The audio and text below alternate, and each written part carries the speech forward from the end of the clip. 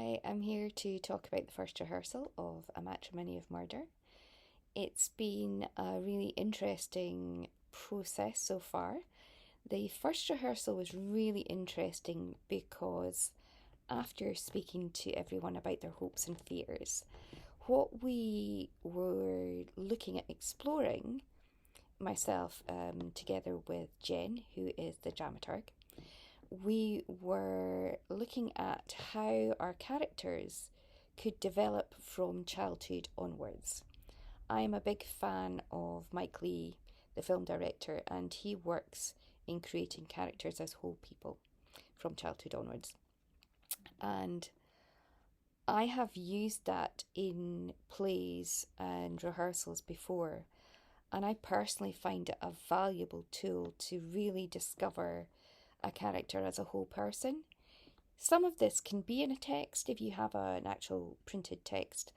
Some of it you have to find yourself, but because this is actually a devised piece, I felt it was more important than ever that we should really work on developing who that character is, because that character, that 5-year-old, will become the adult who's in this play.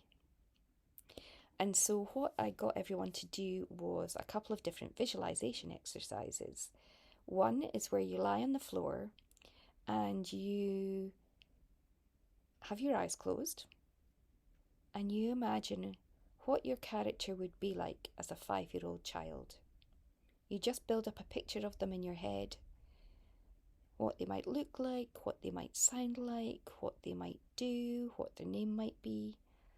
I wandered around the actors and I named the characters that we'd have, like bridesmaids, bride, just to give an idea of a future for this child, to see if that would inspire anything. And after 5 minutes of lying on the floor with their eyes closed, I then asked the cast to stand up and look into an imaginary mirror and to actually visualize what that child looked like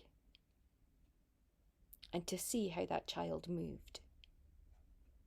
It doesn't work for everyone, and everyone's mind doesn't work in the same way, but I find that really valuable in exploring who a character can be, where they've come from, and something in your mind will often just spark off and you will have something pop up. It will always be surprising. You just don't know. You have to trust your instincts there. And from there, I put everyone into groups of 3 where they would play a childhood game with each other. And it was to be presented in front of everyone else after 15 minutes of exploration. So that's what they did. And actually, it was really great to see how people took on the fun side of being a child and how children can be quiet and shy and boisterous and noisy and not make much sense and not know how to make friends and want to be friends with everyone. So it was actually really great fun to see. And from there, I did a tiny little bit of hot seating, which is where you put an actor into a chair and you ask them random questions, and the instinct from the actor is to come up with answers, and those are coming from the character. It's about not overthinking it, just trying to trust yourself and your imagination. And so we got character names and we got character dreams of what job they wanted to be when they grew up, which was absolutely fascinating and really helped my mind spark off a few ideas as to where this piece could go next. I always like to give people a bit of homework, so the homework was just to explore more about being a child and to bring back any thoughts following week.